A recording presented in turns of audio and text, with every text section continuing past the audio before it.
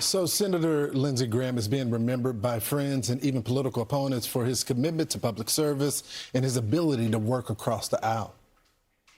He was one of the funniest men I've ever known.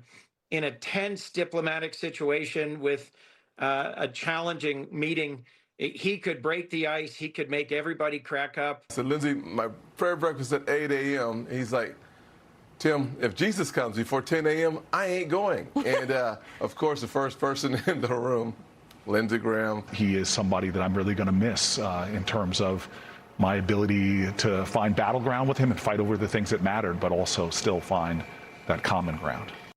Former Senator Joe Manchin was someone Senator Graham frequently found common ground with. He joins us now to remember his friend. Senator, thanks so much for joining the program this morning on this day of mourning. Appreciate it. Yes, sir. Yes, sir. Yeah, I want to play this. Definitely a day of mourning for our country. Yeah, I want to play some sound from your friend because this is what he had to say about you, and then we'll react to the senator. Let's play it. I like Joe Manchin. I'm willing to work with him on infrastructure. Well, I listened to Joe Manchin rather than yell at him. And you know why I wrote a letter to CBO? Because Joe Manchin came to me and he said, I think this bill is full of gimmicks. Joe Manchin, if you're watching, you were right, Joe. You got this right. So as we remember your friend, what are your thoughts this morning? Well, I tell you, I have so many memories about my dear friend Lindsey, because truly Lindsey was a friend to everybody. And if you could accept Lindsey for who he was, Lindsey's dedication and commitment to our country and always doing something that would improve the situation. He was always there. He was always in the arena, if you will, always willing to take a difficult vote, always willing to reach across the aisle. Lindsey understood this country was built on compromise. You can't get everything you want, but you have to work for the other side. What I really remember Lindsey about when I first got there, November 2010, it had to have been early 2011, and I'm looking at who's more in the bipartisanship. You know, who is in that atmosphere? Who really wants to do things? Well, there was always Lindsey, and there was John McCain, and the group on the Republican side, and we had a few on the Democrat side that we could always talk. I had a disagreement with John McCain over the military versus the National Guard, which I was Commander-in-Chief when I was governor of West Virginia, and he got very upset with me. I walked onto the floor of the Senate. There was he and Lindsey talking, and all of a sudden he directed all of his fury towards me, John McCain. I'm thinking, my goodness, I'd never seen anything like this. Here it was. Now, after that all died down, John got mad and stormed off. Lindsey said, Joe, don't worry about that at all. He says, if you haven't been McCainized, you haven't been in the Senate.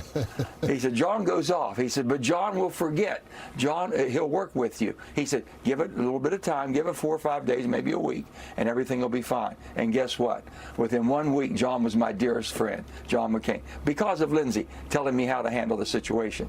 And boy, I'll tell you one thing, when things were tight, when things were tough, and there was a lot of consternation back and forth, and tempers were flaring, he, like Chris Coons just said, my friend Chris and all the different people, Lindsey could come in the most difficult situations and make you laugh.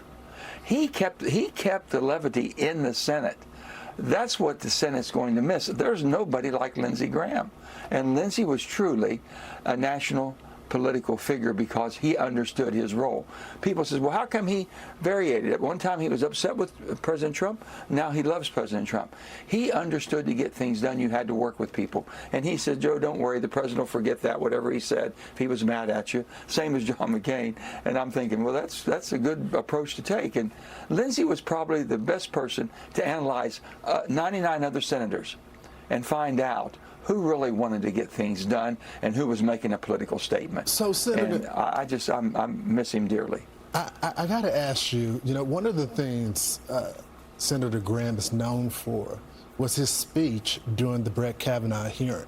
He had had enough, and you end up being the only Democrat to vote for Brett Kavanaugh. Yeah. Did his speech have any impact on your vote? Well, his speech was dynamic because he was that was coming from his heart. I never seen that in any public meeting that I attended or I was with Lindsey. I never seen that passion. And I'm thinking, so when I was diving into it, whether I could vote for Brett Kavanaugh or not. I thought something didn't make sense, so I went down in the skiff. And like Lindsey would say, Joe, just go find out for yourself. Go look at the FBI report. Go look at all the things. Now, here could be a man who had been stellar performance. And then I uncovered everything I possibly could, and I could not find anything that basically put the two people together that were making the accusations against him. And I wish the public would have seen the FBI report. I don't know why they didn't make it public, and things that we were able to see. Because I just could not make a vote that would destroy a person's life. I did not find the facts.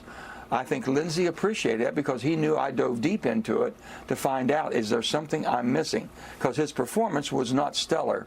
Brett Kavanaugh's performance when he came before the hearing, and he got pretty much rattled up. But that still didn't justify, well, I'm just going to be against this man and it'll destroy his life. He had been a stellar jurist.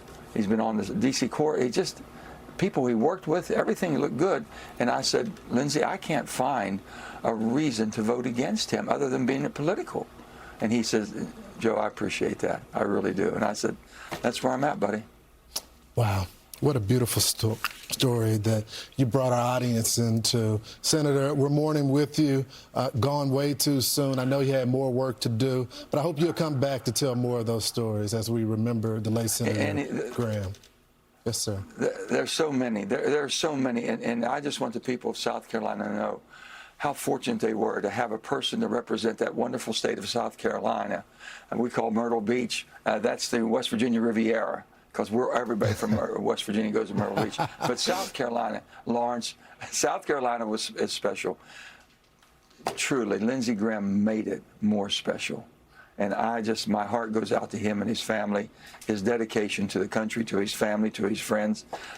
He was truly an American, with the right purpose, being involved in public service, because he knew it was public service, not self-service, and he reached across the aisle to make that happen. God bless Lindsey Graham, and my prayers go out to all of his family members. Hear, hear. Remembering the late, great Senator Graham. Thank you, sir. Absolutely. More Fox and Friends, straight ahead. Absolutely.